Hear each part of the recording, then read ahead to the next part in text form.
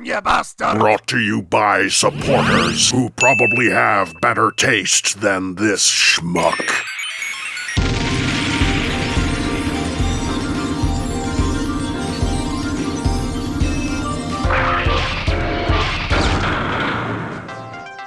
Nowadays, G1 Optimus Primes are incredibly easy to come by. Regardless of which style you want, there's a G1 adjacent giant truckman that will be to your tastes. Want something simple and effective? Get the Earthrise reissue. Want something toy-styled and compact? The Legacy Deluxe. Want to build something? Lego. Want the best representation of the Toon model without sacrificing the integrity of the design? Studio Series 86. Want a lazy piece of shit that substitutes effort with more steps and forces you to take hours just to get from one mode to the other? MP44 Plus. You see? Options. All these figures make great strides in pushing the envelope. They all do unique things and provide new takes on the character, while still staying true to the 84 original. None of these are bad. Okay, maybe one of these are bad, but for the most part, they're all of really high quality. However, what if I were to tell you a lot of what they do was pioneered by something not official? What if I told you another company walks the winding road and proved what could be done before Hasbro even thought to? Third party typically imitates and iterates. Sure, there are standout pieces that go above and beyond in ways official never could, and sometimes Hasbro even steals ideas from third party, as is their right. However, for the most part, they see what official is doing and build off that. But not NewAge. Time and time again, they've tackled character designs that on paper shouldn't work, yet somehow not just do, but reach heights thought impossible. They did it with Megatron, creating, well, undeniably the best G1 Megatron figure in history, I'd say. But of course, what to do after tackling Megs? Well, that's simple, you go with Prime. But this was right off the cusp of Takara's anniversary masterpiece release, one of the most divisive masterpiece releases of all time. Pricing itself out of the market for many, likely to try and hit the high-end anime figure market, which it promptly won awards for, over-engineering itself instead of relying on the classic ingenuity, quality control issues galore, taking so long to release that the currency conversion changed and people ended up paying more than they anticipated, and that's before the aesthetic arguments the Western fanbase had. Of course, Japan didn't care, it sold like hotcakes over there, but across the shores, people were wondering, is it even possible to do the Toon style without making it an engineering mess? And there NewAge sat, without fanfare, without boast. They proved it. They showed it could be done, and done very well. Greetings, Cybertronians. I'm DrLockdown, and today's diagnosis pertains to NewAge H27EX David, known to most as the legendary Optimus Prime.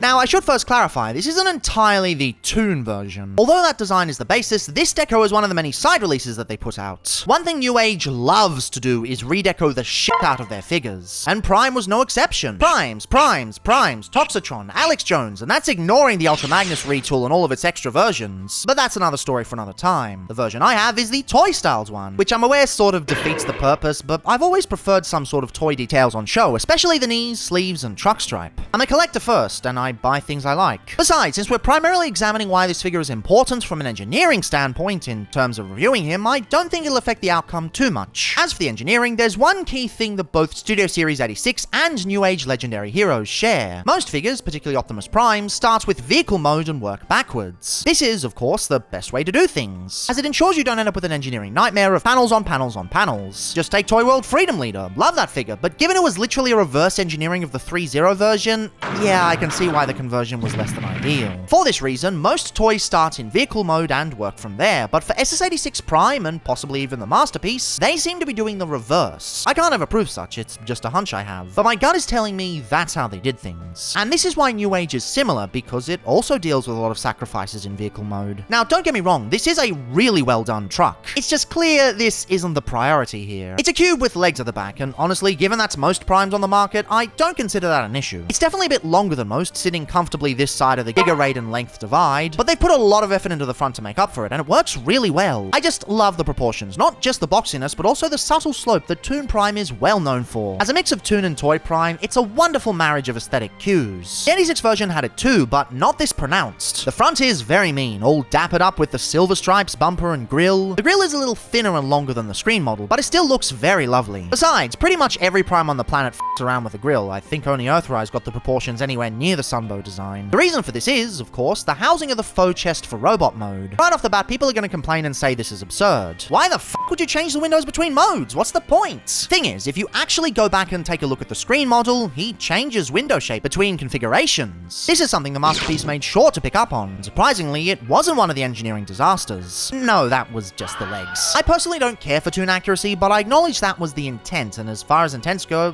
it's fine. Truck mode still looks great regardless, at least from the front half. And hey, there are options for primes that don't do this, both at legend scale and at full size. As far as the execution of this one goes, I think it turned out pretty alright. They've even given us the toon bumper detail that sort of looks like the robot pelvis lights, but isn't really. I haven't really seen these done on a figure before. Even Studio Series didn't really bother. Wild they included that detail. I love how seamless the stripe is around the sides. They really went all out, as some designs tend to just stop a quarter of the way and give up. Looking at you, toy hacks. The detail on the side is also insane. All sorts of grills and ladders and rivets. It's so crisp and has such clarity. I'm sorry, I think it has the 86 version beat there. At least it has it dead to rights on how clean the back section is. Not that I take issue with the back section being messy, but it's nice to see the designers taking extra steps. I absolutely adore the window trims, framing the smoky clear black plastic very well. It's also really cool that they went and picked out the windshield wipers, something a lot of primes miss. And sure, they didn't add said trim to the sides, likely due to how the tooling worked. They also didn't align these windows, which was probably due to the engineering, but you know, Legends figure and all. This guy is pretty small, still a bit bigger than most core classes, but definitely not in the MFT sizing of Legends. At this size, most Legends primes wouldn't even bother including the side windows. And hey, you get the feature of the opening doors. There's nothing inside them, but it's a nice little side effect of the transformation. I'm aware MP44 did it first, but that's a Masterpiece coming in at the same price as HasLab Unicron. They didn't have to, and they went the extra mile. Or maybe it was an accident. I don't know, still cool. I really like the length of the cab. Maybe not the vehicle as a whole, but the cab is very nicely shaped. A lot of primes make this really short to help with the robot mode proportions, but this manages to do it quite well. I also love how the arms fold up. I remember seeing this engineering style for the first time on the Generation Toy versions, an Olds Marathon full review subject. And although primes these days have become a lot more open to going with the reverse elbow bend style, I was really excited to see it again initially. Everything just comes together really well at the front, and it's lovely to see, which makes the way the back forms a little bit disappointing. Look, as far as truck backs go, this isn't the worst. It's incredibly clean, and everything is clearly defined. But for all it does to try and avoid looking like two legs smushed together, it's basically two legs smushed together. Now, I fully understand that trying to get it to look like a proper trailer hitch section and still transform into properly toon-accurate legs is really difficult. Figures have tried, but run into many an issue as a result. SS38 had leg stability issues, 86 created a balance, but it led to the legs being really bulky in robot mode, and Masterpiece,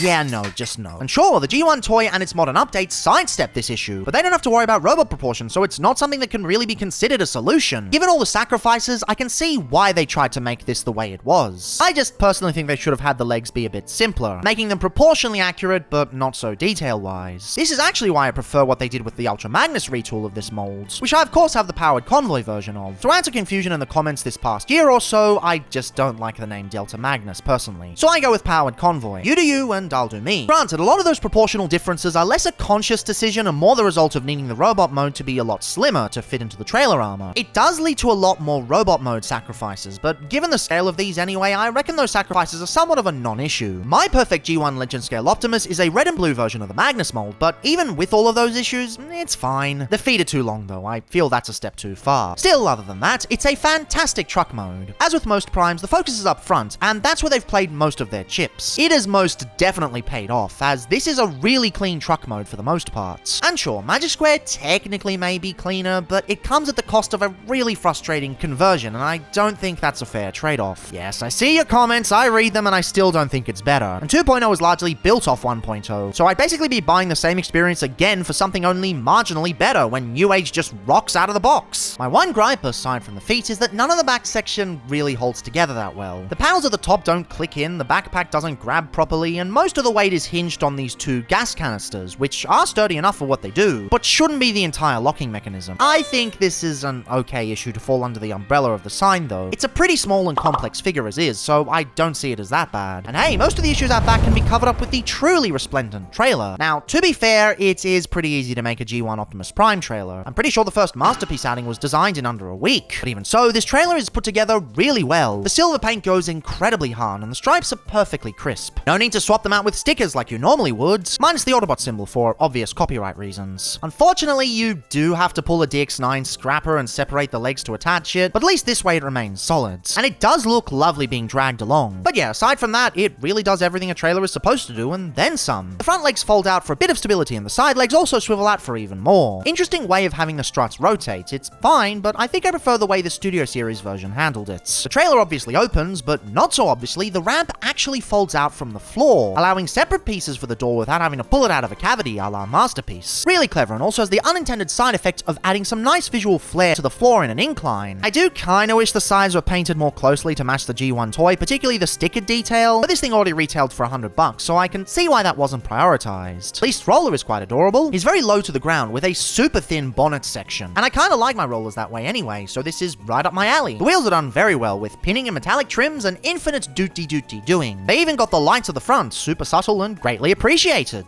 He actually has his own functionality though, with this rotating panel at the back. Rotate it 90 degrees and you can attach the gun. I do wish it was angled a bit better, as this way it can potentially stress the plastic, but neat feature regardless. Then rotate it 180 degrees and he's actually able to pull the trailer. Apparently this has been a thing countless times before, but realizing it was able to do this the whole time really adds an extra layer of functionality. Maybe that's why I'm a little easier on 86 Prime's trailer than Kingdom Rodimus's. Technically it uses less plastic to achieve it, but it just feels like it does more. Unfortunately, I did forget to mention one thing that I do sort of take issue with. There's really no way to plug in Roller in this mode. You can plonk him in there and close it up and it works fine, but he's always going to be rattling around. That's my biggest gripe with this trailer. Everything else is fine and I can kind of let it slide, but there should have been a plugging mechanism for Roller. I know the Masterpiece didn't have one either, but after Studio Series 86, I just can't go back. And speaking of doing more, NewAge actually stole even more functionality from MP44, because the traditional medbay actually detaches and combines with the wheels on the bottom to form a movable drone. Like,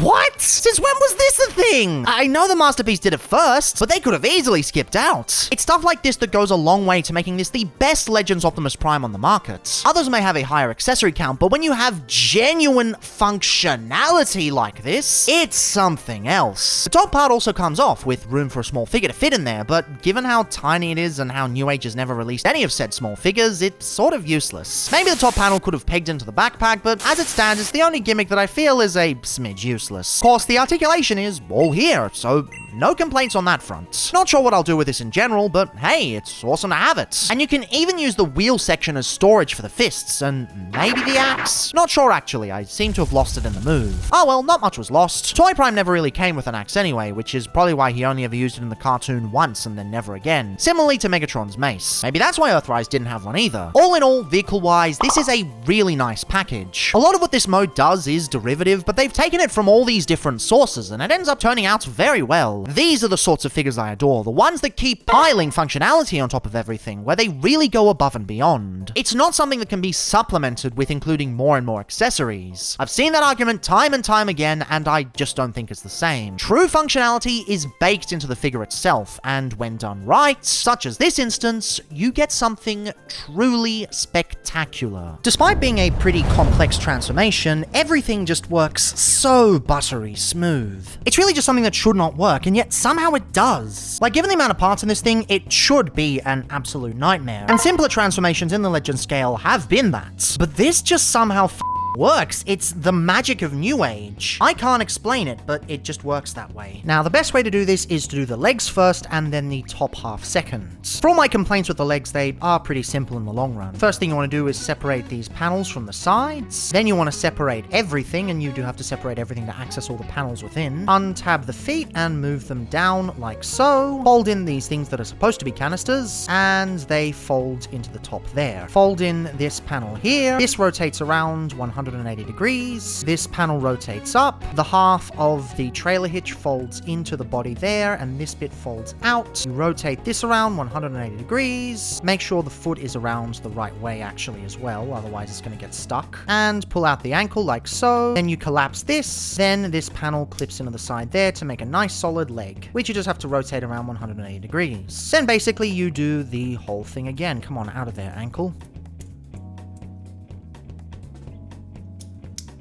and your legs are done. Surprisingly simple for what they do. The only real thing is that the feet are a bit too clever for their own good. Like, they can be done much simpler. We've seen them being done much simpler with the way they fold out along the sides here. I genuinely think that the Ultra Magnus version does the legs better, despite the fact technically it's less accurate. But you know, we have what we have. More robot mode accuracy in the proportions, I guess. Anywho, what you want to do is fold down the butt plate, bring down these two sections here, much like the masterpiece, open up the doors like so, bring this whole section up, bring out the arms, sort of doing an Optimus as you do. But there's a few more steps to it. What you want to do is bring it all the way around, collapse the extra panel, and rotate the fist around 180 degrees. The reason you have the fist rotated is so that there's enough clearance for the doors to close. As I said before, I love how they have the arm rotate around to do that. I think I first saw it on the Generation Toy version, but it's been used a few times since, and it's great to see back on this. Anyway, again, with the other arm, these halves of the front doors fold around, these rotate down to the front. You have to get the head out of the way, otherwise the clearances won't work. You want to bring out the backpack, rotate these parts out on the ball joints, and rotate them inwards like that, with this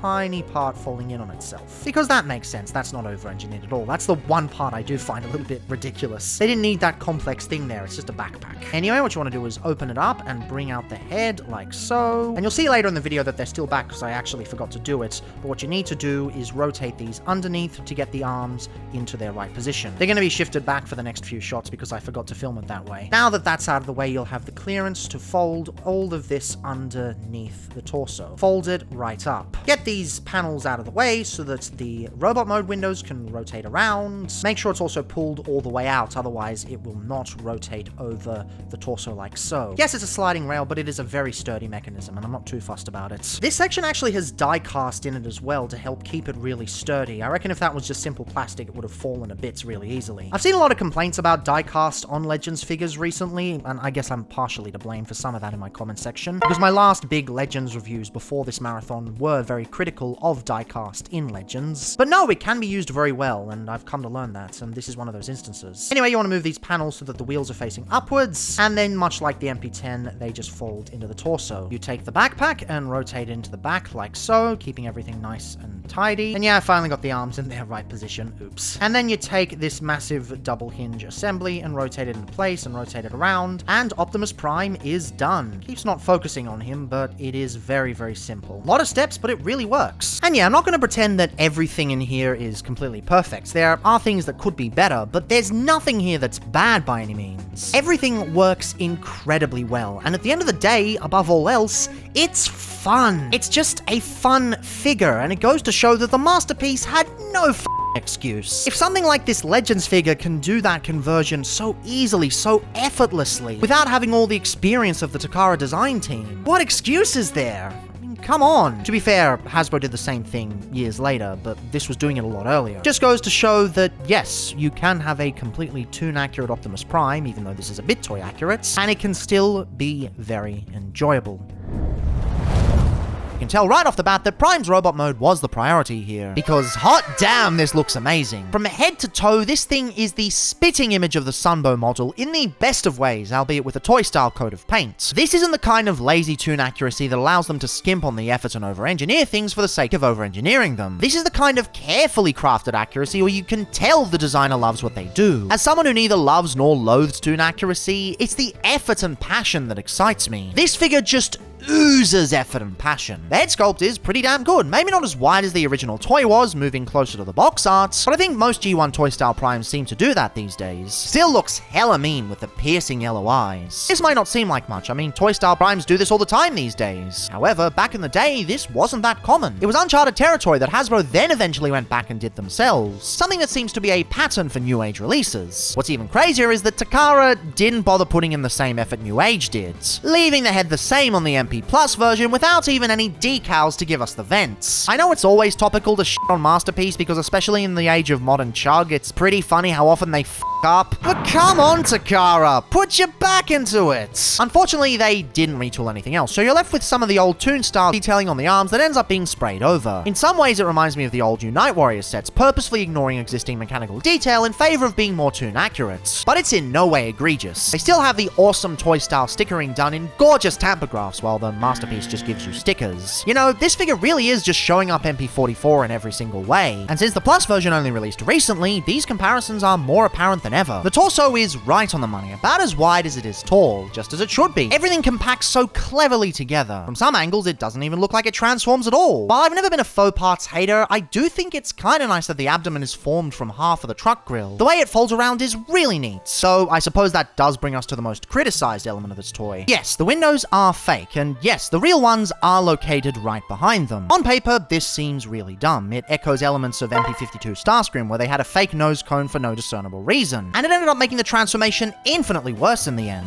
But here's the thing, Starscream didn't need a new torso piece. The nose cone has always been identical between Jet and Robot, and overcomplicating that makes no sense. With Prime, there is a noticeable change with the windows, so NewAge has done their best to honor that. Now, did the Masterpiece do this better? Yes, as said earlier, it's like the one thing it does better overall. But that's a pretty big figure. NewAge Prime isn't, he's only a little bit taller than Core Class. You wanna fit that window swivel in there? Plus, I have to fit the Matrix cavity. Already that's a difficult thing on a figure this small. Speaking of, lovely. Absolutely lovely. Love the black cavity paint, and the gold on the Matrix itself is wonderful. Might have been nice if it was clear with the center left unpainted, like the other Matrixes in mainline, but it looks great regardless. Now, are there other ways they could have done the windows? Absolutely. DX9 Prime showed that you can have a much easier swivel that actually allows you to pick either style. But given the complexity, I don't think that's possible. Now, the big thing I see people complain about is how you can see both sets of lights on the top, especially being painted. And yes, to an extent you can, but there's a key difference to how you'll see it here and how you'll see it here. This is a Legends figure, and as such, he is small. One of the problems of reviewing these things is that you always have to get up close and behold everything in extreme detail. This means the figure is blown up all over the screen, and certain things can look like they're really unsightly, unless you're watching on mobile, I guess. When you can actually see this thing in hand, it really doesn't matter. It's such a minuscule thing, and yet everyone seems to fixate on it. Especially Magic Square fans trying to justify theirs using the real chests, until the second version ended up doing the exact same. Yes, I'm salty about Magic Square. You try getting a toy, disliking it, then having everyone in the comments say you should buy that very same toy just with a slightly retooled chest because the one you like is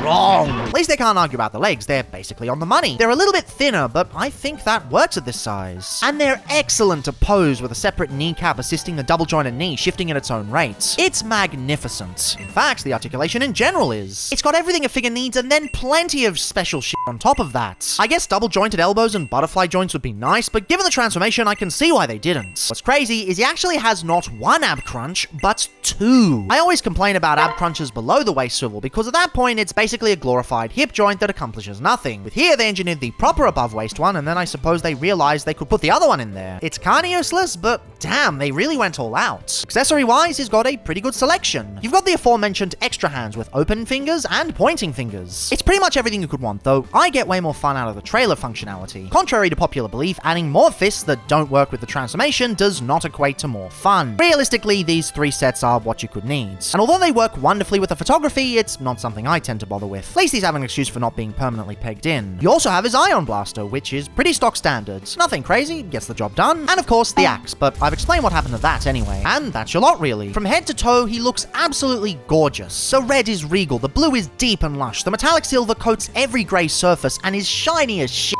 And yet, they still found the budget to coat the trailer fully. They've spared no expense, save for, again, the trailer stickering detail. At the original price of $100, he was well worth it. And even at the new price of $20, he's still worth every penny. Yeah, NewAge actually does this thing where they go out of their way to reissue their older super popular figures, so unlike most reviews I do on third party, you'll probably be able to buy one of these for yourself at some point. More companies need to make this standard. It's criminal how hard to back collect this sub-niche is. The price of David is one of the big reasons why I was so critical of Mattel Creations outing. Sure, the thing is made entirely out of diecast, but it's also not got the same parts count as this thing here. If you want the best G1 Optimus that does the most, I don't think there's any that do it better. Really, I have three issues. The yellow on the waist is a bit dull, making it look like piss, so that's something that only applies to this version of the molds. This joint here should have been tooled out from the Magnus version, in fact I don't think it accomplishes that much there either, and the backpack is way over-engineered. It doesn't stay in place, and really I don't think it was needed. Or at least something more sturdy in the vehicle mode could have been used. Like, the Magnus version swapped it out for a much simpler single panel, mainly for the combined modes. You don't need something this complex. But beyond that, he's virtually flawless. flawless. The main issues most people bring up aren't a problem given the size, and everything he does goes above and beyond. He packs so much detail and functionality into such a small packet that you can't help but fall in love with third-party Legends as a concept. In fact, I made a mistake last time. It wasn't actually 3, it was 4 of my friends who got this mold and fell in love with NewAge as a whole. And apparently that 4th friend had an acquaintance of hers that did the exact same thing. There's just something about this Optimus that hits you in just the right spot. Sure, other versions might be more accurate, or better painted, or have more accessories, or be more affordable, but I think NewAge understands the appeal of Legends more than any other company, more than even Hasbro at this point, which is a real shame. Is it possible another company will come in later and make an infinitely better version?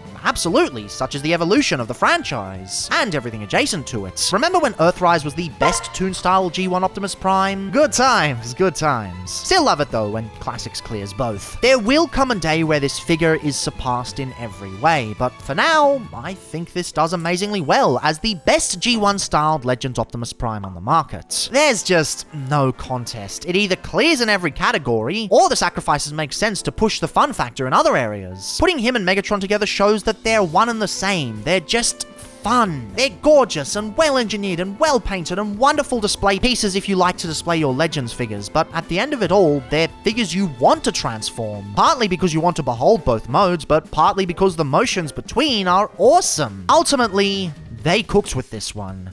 They really did. I suppose one question remains. How influential was this release? It did everything an Optimus Prime should, at a size no one thought was possible. Did this lay the foundations for other figures to soar? Does Studio Series 86 owe everything to NewAge? Yeah, not really. Both of them were working from a similar starting point, the failures of Masterpiece. Both took what didn't work and improved it when they did their own outings. Just because NewAge did theirs first doesn't devalue what the Hashtag team did years later. They're both wins, they're both fantastic figures. It's just a day where we're celebrating the wins of NewAge in this specific instance. I guess there's one thing we can take away from it. There's always going to be someone or something that's going to progress at a faster rate than you. Doesn't mean you shouldn't celebrate what you've done. You're all on your own journeys. Celebrate your own progress. Look at me, getting all philosophical and shit at the end of a toy review. Maybe I'm just rambling. Probably. It's all I ever do on this thing. I guess as always, fan of public consciousness is a conversation, so drop your thoughts on Legends engineering below. Do you think this is acceptable? Do you think aesthetics should be above all and this is a farce? Maybe you're a Masterpiece fan and my distaste has you confused. Or maybe third party in general is awful because it's IP theft. Even though that's technically true, we're continuing to discuss more third party figures tomorrow and onwards. For those not aware, this video is part of the 5th supposedly annual series known as the Legendary Marathon, a celebration of all things small scale. 6 full reviews, 25 miniseries. Tomorrow we return to the smaller projects and begin a 3-part miniseries within a larger series, examining when the triplicates are taken over. But until then, as always, remember, there's a context for everything. Till next time!